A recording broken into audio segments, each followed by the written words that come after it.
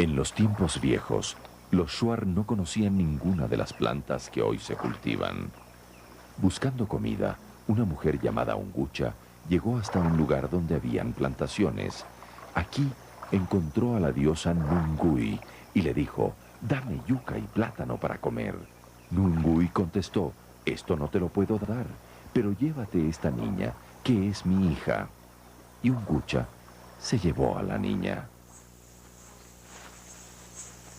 Luego le dijo: «Repite estas palabras».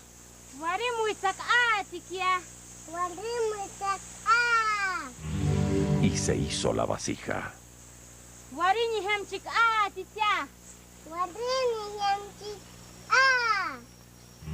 Y se hizo la chicha. Entonces le preguntó a la niña: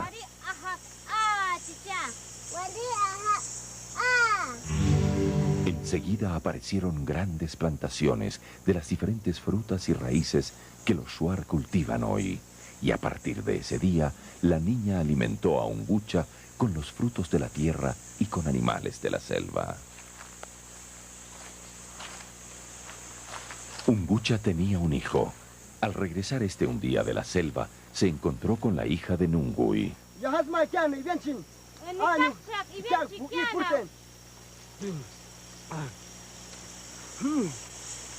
El hijo de Ungucha era malo.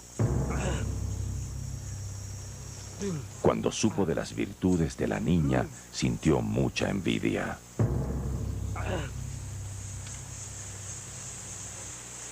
Luego de hartarse de tanta comida, se enojó con la niña y le dijo: e instantáneamente aparecieron los demonios que atormentan a la humanidad. Tenemos en esta casa muchas cosas malas. Debemos mandar la niña de esta casa. Ungucha entonces le lanzó cenizas a los ojos de la niña, quien desapareció sin dejar rastro alguno. Desde entonces, los shuar solo pueden obtener los alimentos por medio de un arduo trabajo.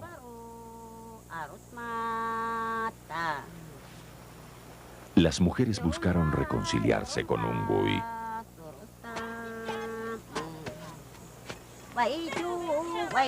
Tanta dulzura le dedicaron que ella volvió a ayudarles.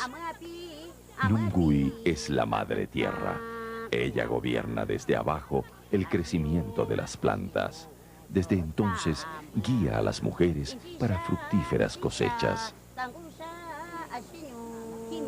En las piedras Nantara está su alma y el alma de la yuca.